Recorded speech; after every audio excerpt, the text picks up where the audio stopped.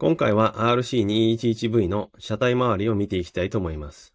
まず最初に約10年前の90年の NSR500 との車体の各寸法、ディメンションの比較を見ていきたいと思います。ホイールベースは 1450mm、NSR は 1422mm なので若干長いです。フロントアクセルからスイングアームピポットまでは 842mm で NSR の 777mm よりもだいぶ長いです。ピポットからリアアクセル。要するにスイングアームですけど、608mm で NSR は 645mm。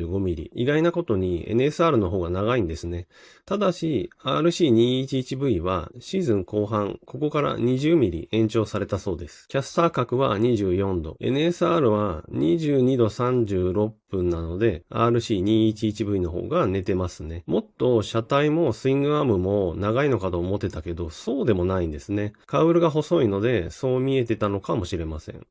次にメインフレームです。しなるフレームだとよく曲がってくれるわけですけども、ふにゃふにゃではダメなので、ってなるとメインフレームの横合成だけを落としたいということになります。バンク角が深いほど前後サスペンションの作動する方向と垂直にかかる車重との角度差が大きくなる。そこでフレームをしならせてサスの一部として機能させたい。ただしトラクションを確保するためにねじり合成は高く取りたい。バイクがバンクしているときはサスペンションは斜めになっているので、垂直方向の荷重は斜めにサスペンションとタイヤが受けているので、フレームがしなってくれれば、それを受け止めてくれるわけです。だけど、ふにゃふにゃでねじり合成まで弱いと、今度はコーナーからの立ち上がりでパワーをかけると、ねじれる力にフレームが耐えられなくなります。NSR ではねじり合成を上げると横合成も同時に上がってしまっていた。ユニットプロリンクによってフレームが受ける応力が小さくなり、三角形状のハンガーでエンジンを抱えることでメインチューブを横合成で NSR 比 17% 下げられた。ねじり合成は 23% アップ。RC211V はユニットプロリンクによってリアショックからの突き上げがライダーのお尻の下に来ないので、まずそれを受けていた分の合成が下げられます。そしてこの写真の三角から棒が伸びてエンジンを抱えているような形状。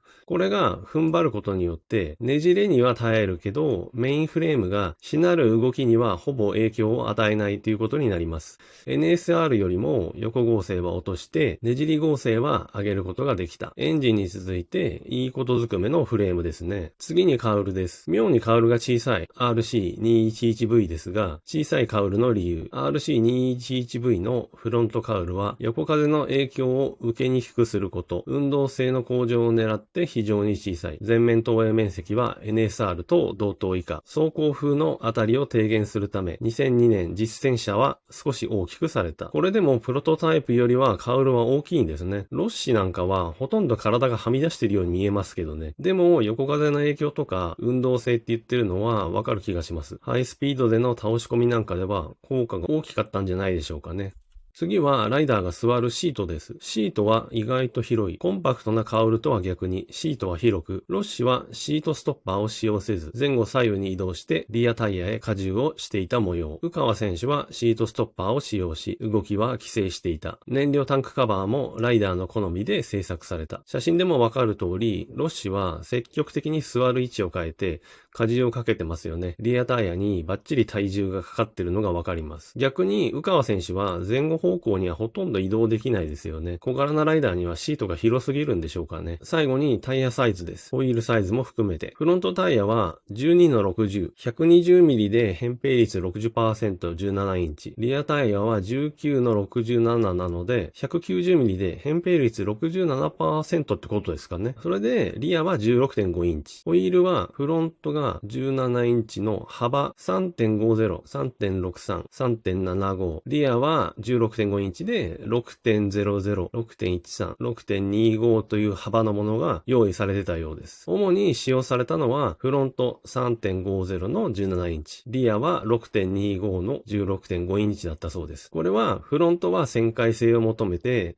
リアはトラクションを求めての判断だと思われます。フロントは17インチ、リアは 16.5 インチオンリーなんですね。でも、その 16.5 は置いといて、あとは普通のサイズというか、一般的なサイズですよね。すごい特殊という感じではないですね。これで、ざっと車体関係の技術を見てきましたけども、リーダーの吉村さんが技術も基本が大事って語っていた話をパート1で紹介しましたけども、やはりその通りになってますね。聞いたこともない技術を取り入れているという部分は全然なくて、あくまで素直にバイクの性能を引き出して、ライダーが扱いやすいというものになっていたと思います。はい。これが車体関係の話です。ようやく次回は実際に乗ったライダーの声、主にテストライダーだった伊藤選手の話になると思いますけども、その辺を紹介できればなと思います。はい。また頑張りますのでよろしくお願いします。